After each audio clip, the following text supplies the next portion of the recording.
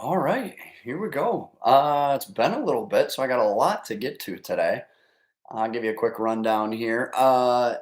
Michigan kids playing junior hockey, USHL, the NA, both well underway. The USHL Fall Classic was this past weekend, and had the unique opportunity of actually providing some media coverage for the website over the weekend as well. So we'll be getting to that. Uh, Also, I might be jumping the gun here a little bit, previewing some content to come soon on the website. But I'm going to tentatively rank the best Michigan AAA programs of the last decade. And then also, I'm going to preview next week's episode as we continue to get a little bit closer to the official start of the high school hockey season. So, if any of that interests you or piques your interest there, please like and subscribe here on YouTube. Follow us Twitter, Instagram, Facebook, PD's Picks, the website pdspicks.com, obviously. Subscribe to the podcasts as well. That's on Apple and Spotify. Your support is immensely appreciated, and so definitely looking forward to all of that as the season gets going, as the podcast gets going here as well. So I'm just going to dive right into it here. I hit on a couple of things I wanted to talk about. We'll get into the lead of the episode here with the USHL Fall Classic. I mentioned, I got to provide some media coverage of that event over the weekend. So I had some attention on that as far as the junior league goes, and also the youth hockey event that ran parallel to it. I did do a bit of a recap there. If you want to check that out on pdspicks.com, I think I posted that yesterday. If you want to go back and check that out, full recap there, players who stood out, teams who did well, the whole nine. So be sure to check that out. But because I was on the topic, obviously was had the USHL on the brain, had junior hockey on the brain, and kind of I dovetailed off into this topic and research and wormhole and the whole nine. So excuse me, let me give you guys a bit of a snapshot here, and this is kind of how my mind worked once I got into the USHL, the junior hockey space. Was like, all right, well, how many Michigan kids are in the USHL?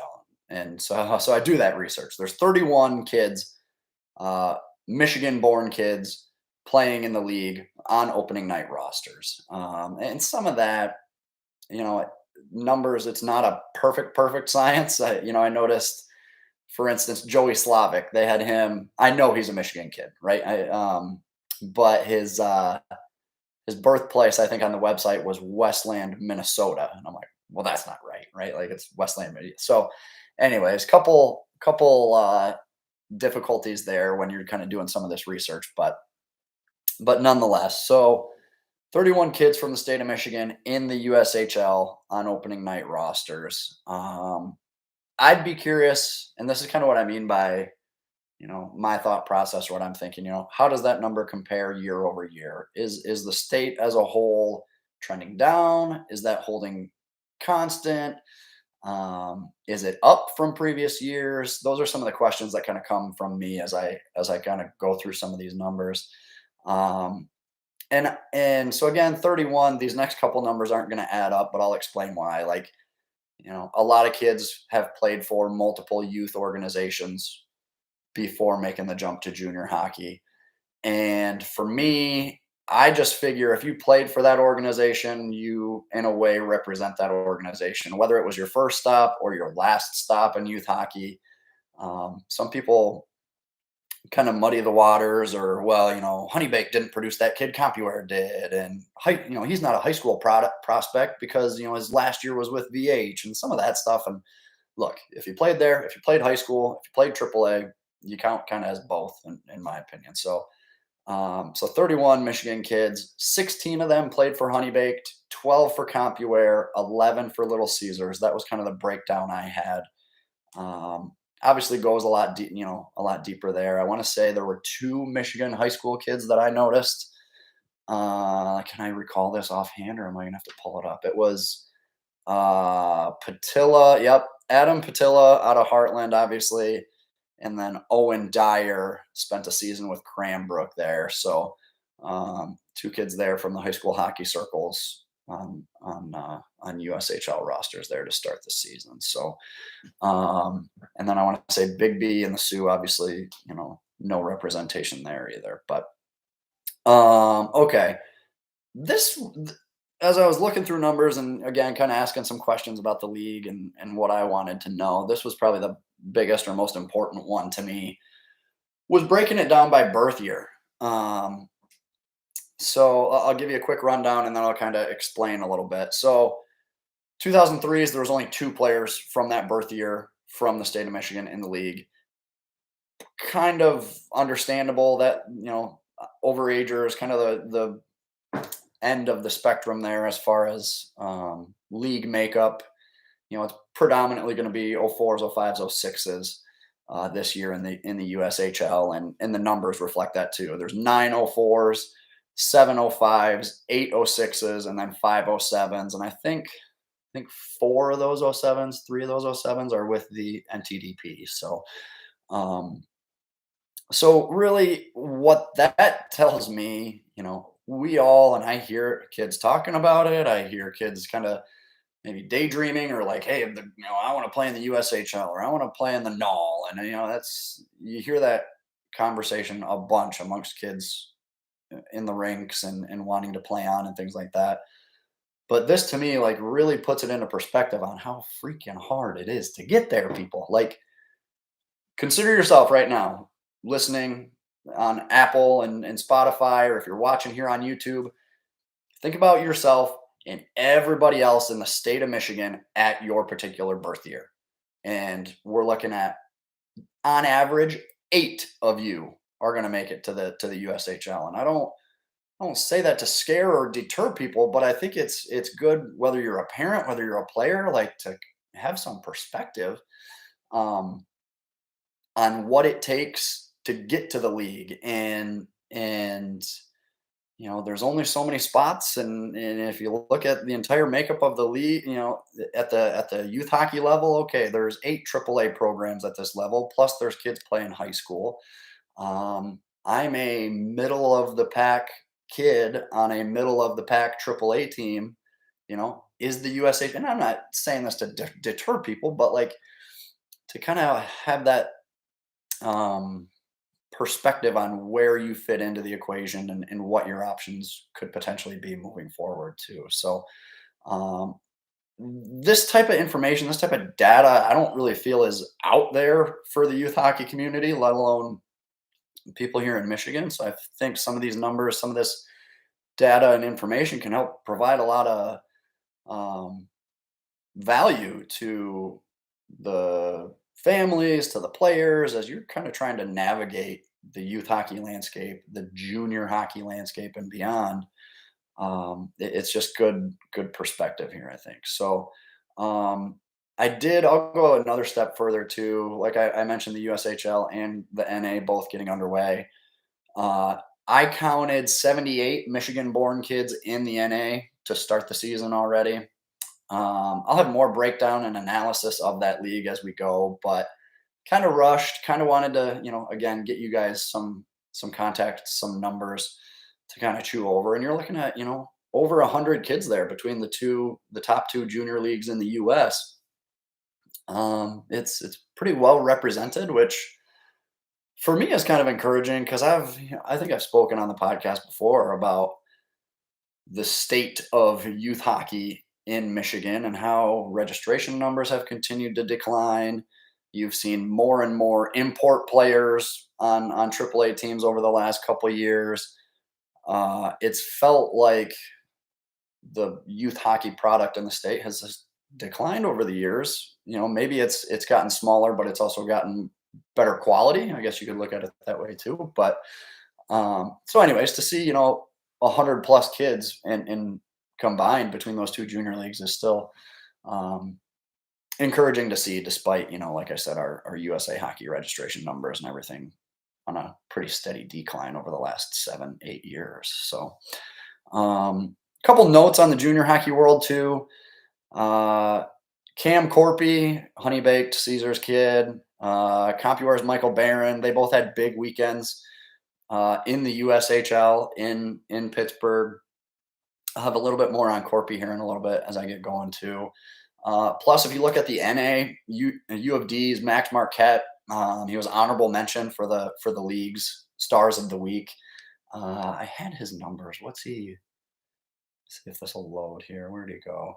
3 goals, 6 assists in 8 games so far. He's in the top 20 there in the league in scoring. So another name there to pay attention to. I do.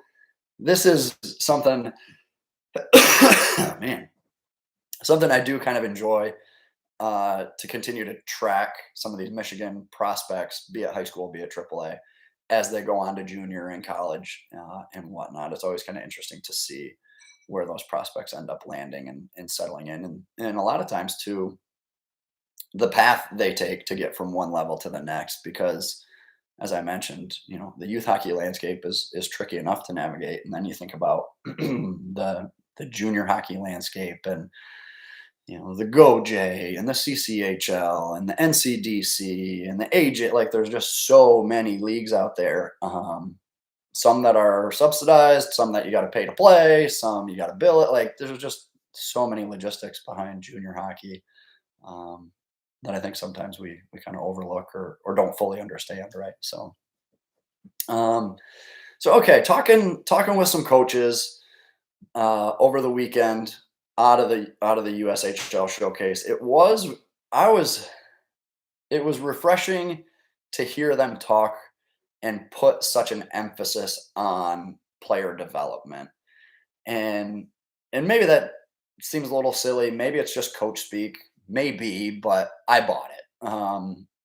It was just very believable to me too, with some of these organizations who do a really good job of developing junior hockey players and then obviously promoting them to college hockey or even the NHL draft and beyond. So at the youth levels, sorry, um, at the youth levels, you hear a lot, coaches talking about developing players and an emphasis on putting them in the best situations for them to potentially move on, play junior hockey, get them in touch with junior coaches and scouts and play college and things like that. But um, to hear junior coaches talk, I asked them, a couple of them, for your team to have success this season, you have to what?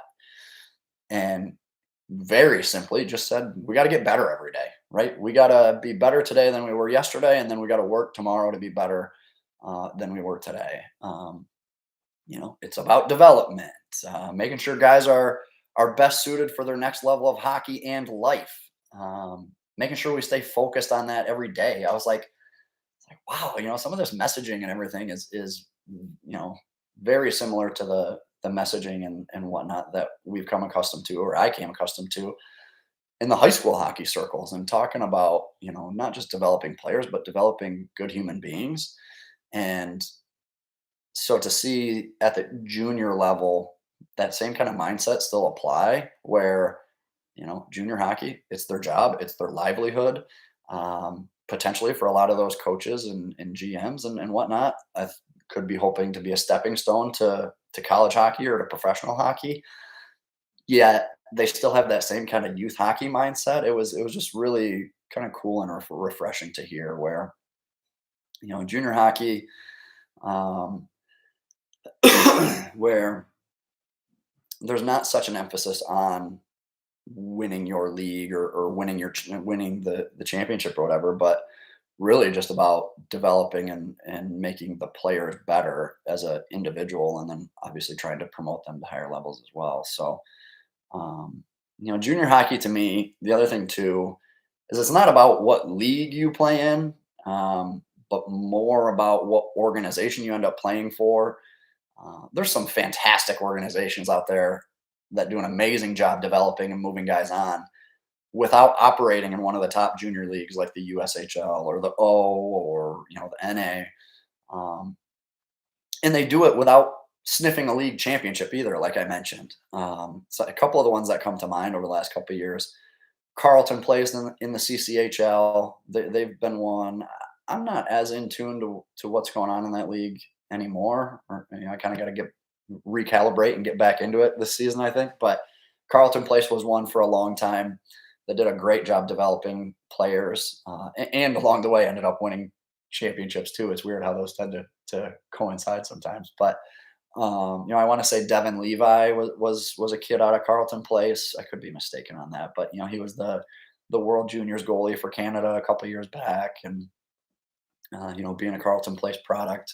Drayton Valley and the AJ, Waterloo and the GoJ, a bunch of high school kids have gone there, and kind of used it as a good stepping stone to higher levels of junior hockey.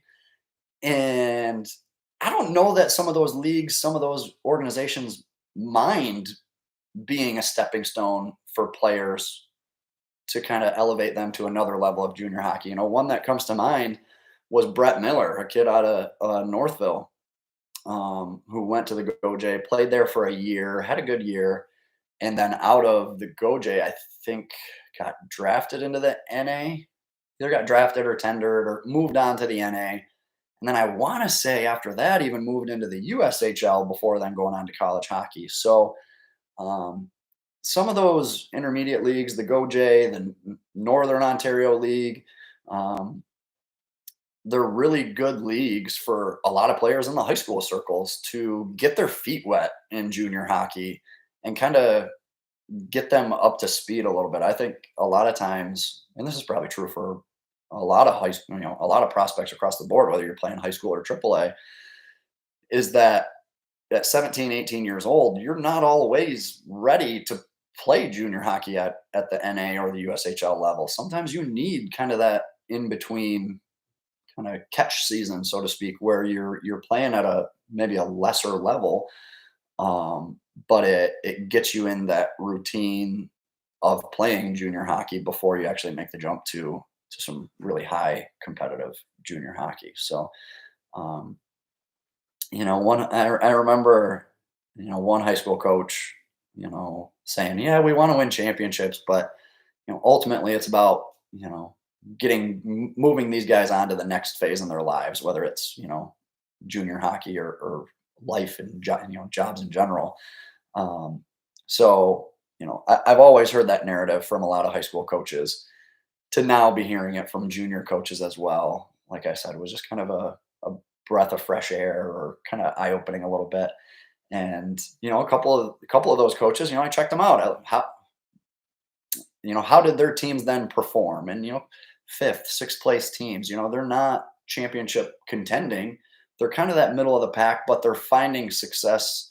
They're putting such emphasis on developing the players that sometimes that overall team success, you don't struggle. But what I'm saying is, like, your benchmarks for success are different. You're not measuring success on the season on whether you win the division, whether you clinch a playoff spot, whether you win a league championship. You're measuring success on how much you've developed those players, the impact you've had on their careers, and then ultimately, through networking and talking with other coaches, are you able to then advance and put those players in better positions next season than what they're in now? So, like I said, it was just really cool, I think, to hear some of that from coaches at the highest level of junior hockey in the country. So, another conversation I had, I was actually with a Michigan kid. I laughed a little bit. I got to talk with Cam Korpi, goalie out of where's he from? South Lyon, I think it is, maybe. Anyways, got to talking with him, and he's one, obviously I've had tabs on him, knew about him, knew about his brother, knew kind of where they were, what they were doing over the last couple of years, and obviously where he is now as um, arguably maybe even the top goalie in the USHL this year. So I mean, it's very early and a lot could happen, but I gotta imagine he's one of the top prospects in the league this season. So, um, but Cam, I'd never actually gotten the opportunity to talk with him, so it was good to. I picked his brain about a lot of different things. Obviously this season and how the showcase and everything went, but I did want to take the opportunity to talk to him about obviously you can't really avoid it in this state. the high school versus AAA debate, which route's better or which route should I go? Or, well, I can play for this team, but I can all like, so it's just good to get different perspectives, hear different stories of people that have come through it, what they would have done differently. Maybe they wouldn't have changed anything, some of that stuff. Um, and when you look at a kid's elite prospects, I think myself as a coach, other scouts, coaches in the state, I think we draw conclusions where, oh, this kid played for Country Day his freshman, sophomore, junior years, and then he jumped to Honey Baked his senior year, and then his career took off, and he played junior hockey and college hockey. And I think sometimes we draw those conclusions on um, what happened and not really knowing the full story with some of that stuff. And I kind of preface all that because Cam's older brother Carter um, played high school hockey for CC, won a state championship, had a bunch of success at the high school level, moved on to junior hockey, moved on to college hockey. He's at Union College now in the ECAC. And so you see the older brother go one path and have immense success with it. And then the younger brother goes a different path, goes the AAA route. Um, and you see that sometimes. And I think whether it's, myself, coaches, like I mentioned from around the state, you wonder, did Carter have a bad experience and that led Cam to do a different thing? Or did Cam do one thing and Carter did another thing for very, you just kind of speculate on what went into some of those reasons. And very rarely any of that speculation is accurate. But I've gotten messages from, I think his name's Todd being the dad. He mentioned how he had two kids do two different paths and they both have had immense success going both routes. The whole carrying the AAA flag or carrying the high school flag. I think what it comes down to is the players don't care nearly as much as the coaches do. The coaches may be fighting that fight day in and day out, recruiting kids and battling over kids and getting them to come into their programs. But ultimately, I don't think the kids are kind of championing either one of those routes any more than the other. Um, Talking with Cam, I asked him, I was like, your brother went the high school route and had a bunch of success. What, did you consider going the high school route, or kind of what went into your decision as you were going through youth hockey? And he said, you know what, I was actually really close to going the high school route, and seeing his brother do what he did and getting to play in front of the crowds and kind of experience that.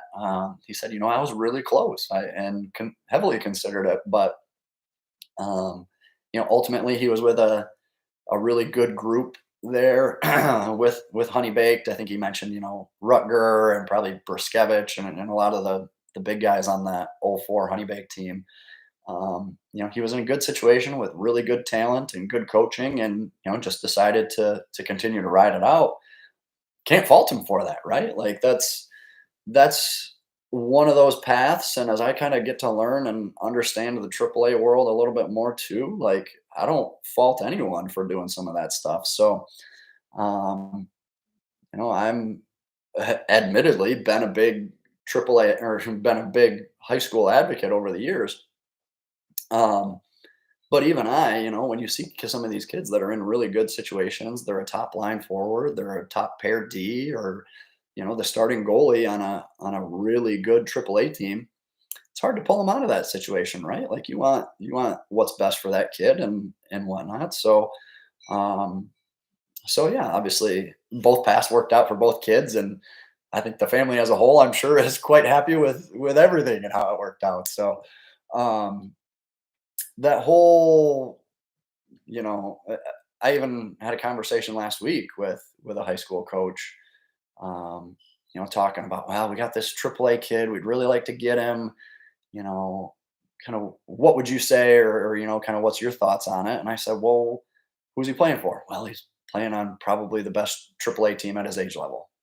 Okay, well, is he a bottom pair guy, about a, bottom six forward? What? No, I don't know. He's probably their best forward. It's like, okay, he's the best forward on probably the best AAA team in his age group. I'd love for him to play high school hockey. I'd love for everybody to play high school hockey and kind of get that high school experience. I wish the structure in the state was different so that everybody could enjoy high school hockey and pursue AAA hockey if they wanted to too. But that world doesn't exist currently. So I told him, I'm like, hey, if he's in a good situation, he's happy with what he's doing, what do you tell him? You can't really argue with what he's doing because it's working. If they're happy with travel and they're happy with school and development and all that, like kind of hard to argue. I will say one thing.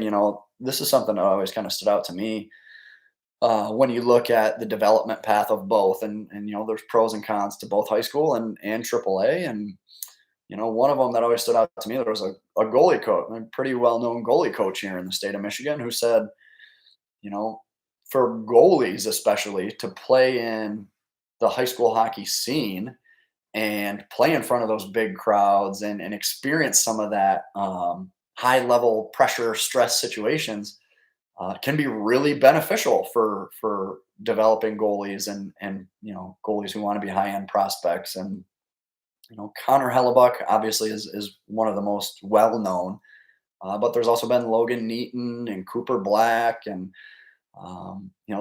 as far as top level prospects, I'd argue a lot of the better ones to come out of high school hockey in the last couple of years have been goalies. So it's something definitely to consider when you're kind of considering either path with as far as development goes. And there's definitely an aspect or a component of that playing in those rowdy environments and trying to keep your cool composure and be able to have success on the ice when there's so much going on off of the ice. USHL Fall Classic. I'll touch on this real quick. I'm getting a little long here. I wasn't. I didn't think the AAA and high school stuff would take as long as it did. So I don't mean to chew up too much time. I'll try to get going here a little bit. USHL Fall Classic. I mentioned. I wrote a piece on the website. You can check that out at pdspicks.com. I did just want to highlight a couple of the things that jumped out to me from the weekend. 16U age group, that 07s, that division ended up being an all Michigan Final Four, which you got to think, that's pretty cool.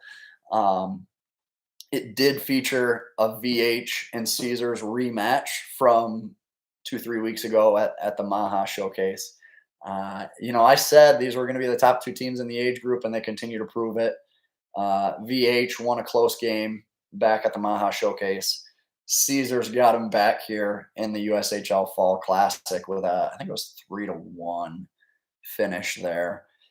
And then Caesars ended up winning in the next game, I think, to CompuWare. I think they thumped CompuWare pretty good, like 7-2 or something like that. So anyways, real good showing from Michigan teams there at the Fall Classic at the 16U age group. The 08s, the 15Us, or 15U age group. One thing I wanted to point out, Beckham Edwards tied for the tournament lead in scoring. He wasn't a kid who really jumped out to me or that I noticed too much at the Maha Showcase, and part of that could just be on me, and I got to watch a little bit more of that Caesars team. But it was a good weekend for him, good weekend for that Caesars 15s team too. I think that Caesars team is going to be really good. I've mentioned Nimmer and Monks and Garden and Logan Stewart on that team. Now you're seeing Beckham Edwards, who put up 12 points on the weekend. It's just an embarrassment of riches there a little bit for that 08 Caesars team. So it'll be fun to watch as the season goes on. If you want any more of that from the USHL Fall Classic, like I said, pdspicks.com has it all for you. Another piece I'm working on, it'll go on the website soon. And obviously, if you guys follow me on Twitter, Facebook, Instagram, I'll let you know when it goes live. Ranking the AAA programs in the state over the past 10 years. And a couple factors come to mind. And I look at on-ice success, win-loss records, state championships, how successful they've been at the state tournaments at the end of the year, player advancements, moving kids on to junior hockey and beyond, and looking at that across all levels, 14s, 15s, 16s, 18s, you name it. But So I wanted to kind of lay the baseline of what I was kind of evaluating there, program by program. I crunched up a whole bunch of numbers that I'll get to as we go. Um, we're gonna open up this can of worms and see what happens. But without further ado, we'll unveil the rankings here. At number 11, and I know you're thinking 11. There's only we'll get to it. At 11, I got the Sioux Indians. Look, they're slightly handicapped because they're only a AAA program at the 18U level, while a bunch of these other ones are, like I said, 14s, 15s, 16s, and 18s. So a little bit handicapped there because it's only the one age group. But even at that age group, they've won the fewest games. They've only finished above 500 twice. However, those two above 500 finishes have been in the last 2 seasons. So trending in the right direction there for the Sioux Indians. 10, I got Big B. 9, I got Bell Tire. 8, I got Fox Motors. And, I mentioned this on an earlier episode of the podcast. I've done a total 180 on Fox. I'm all in on these guys. Like, they rarely have the most talented player on the ice, let alone the most talented team on the ice. But they always seem to be well coached and they compete a ton. They win, they find ways to win games that they probably shouldn't, or, come in severely outmatched and they end up stealing a win or something like that. So I got a ton of respect for that. Last year, I think they beat the number one team in the nation at what age level was it? Maybe it was I can't remember if it was 15s or 16s, but they had a big matchup there with a top 10 my hockey rankings team and took them down in stunning fashion. So some of that stuff is awesome to me.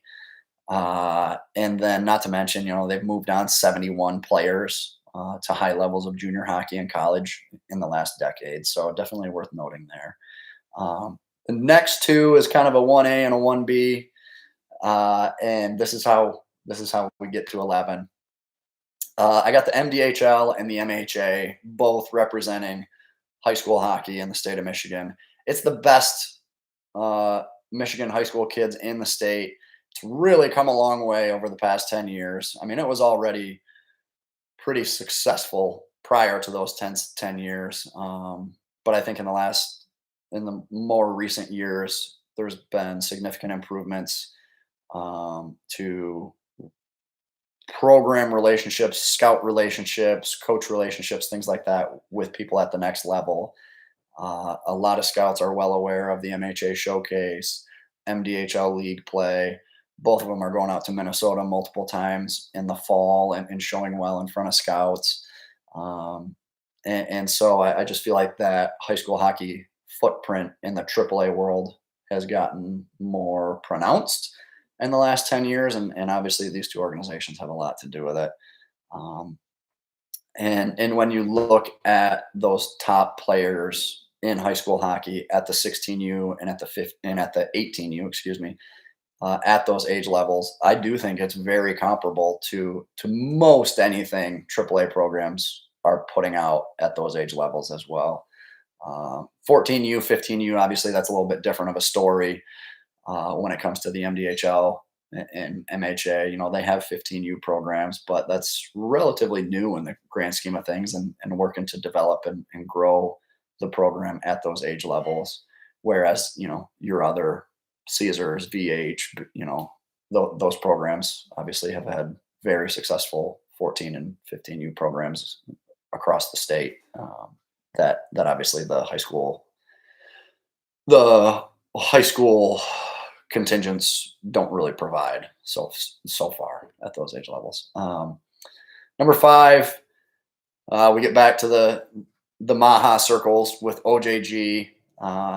4 state titles in the last 10 years. They've promoted 168 players to higher levels of hockey. After that, I got Victory Honda, which may actually be a little bit high, but I've weighted I've maybe overvalued their 18U program here a little bit to compensate here. They have the third worst overall record among 14, 15, 16s, and 18s. at the AAA level. Amongst these AAA teams, they've got the third worst overall record, mostly because, like I mentioned, the 14s and 15s haven't been as strong over that time frame. The 18s always seem to make up for it. In fact, no other 18U program in the state has won more games than VH in the last 10 years. 454. That's 20 more wins than the next highest 18U program in that span. So it's they may struggle at the younger age levels, but like I said, that 18U program, the 18U, yeah, I guess you could call it program within the organization. The 18s are so strong and have been so strong and so successful, not just on the ice, but then obviously promoting and getting guys to the next level as well. That I feel like the strength of the 18U program kind of makes up for maybe some of the deficiencies at the younger levels, and that's why I have them checked in here at 4. But if you wanted to debate that with me and look at all encompassing and who's more consistent throughout all age groups, we can have that debate, obviously. Um, 3, I got CompuWare, and this is kind of where the numbers really start to come into play. It's a lot less PD's opinion and just more fact based. CompuWare, one of 3 organizations to win at least 5 state titles in the past 10 years. And the other 2, you can guess, are coming up. So they've also produced 164 junior and college level players in that span. And so again, like you're starting to get to a section of the list that the others, it's segmented out this way for a reason, and it's not necessarily my opinion. It's just the numbers. So number 2, I got Honey Baked. Second most wins, second most state championships, most prospects produced, almost 200 junior and college level players in the past 10 years. I was 191 to be exact, but that's what I mean. Second most wins, second most state championships. They come in here at number 2, and then obviously number 1. Your tried and true, maybe the most iconic, the most historic AAA program in the state, to nobody's surprise, is Little Caesars. 1,600 wins across all 4 age groups. You could probably make the case. I was talking about VH earlier, and how they're really good at some age levels and a little bit weaker at some of the other age levels. You could argue Caesars is the most consistent across all 4 age groups across the past 10 years. So 14 state titles in that span. That's way more than anybody else. 177 players moved on that I could confirm anyways. And let's be honest, it's the sickest unis in the game as well. So that's tough to beat there. So again, like I said, I'll have more analysis breakdown and stuff like that on the website as we get going here. But that would be my top AAA teams from the state of Michigan over the past 10 years. And then obviously, if you want to check out the in-season rankings and how those teams shift as this season unfolds with wins and losses and showcase wins and championships and all that, be sure to check that out on the website as well, because I got AAA rankings to go along with the soon-to-come high school rankings as the seasons get going as well. All right, I'm gonna tease next week's episode a little bit. I am getting a little long here. I try to keep these about a half an hour, but we're well over that now. So, well, all right. Anyways, next time I see you, we will be 1 month out from the high school hockey season. So I do want to start diving into season previews to kind of get you ready for puck drop when the high school season gets underway. So we'll go conference by conference to break down teams, matchups to pay attention to, maybe even get into some predictions as far as conference champions and some of that goes. We'll go KLAA and MIHL and OK Conference and the Big North. There's a lot of conferences to get to, so that may even be a 2-parter type deal as far as the podcast goes. But I want to get into players to watch and the whole nine. And it's always a little tricky with high school hockey or just hockey in general, because because players move around and maybe a kid doesn't return, and there's just some of that unknown a little bit when it comes to high school hockey as far as what a program is going to bring back and whatnot. It's a little bit harder to project sometimes, but we are going to do our best and give it the old college try and bring to you, like I said, previews, get you hyped for the high school season in a way we've never done it before. So looking forward to it. Definitely excited.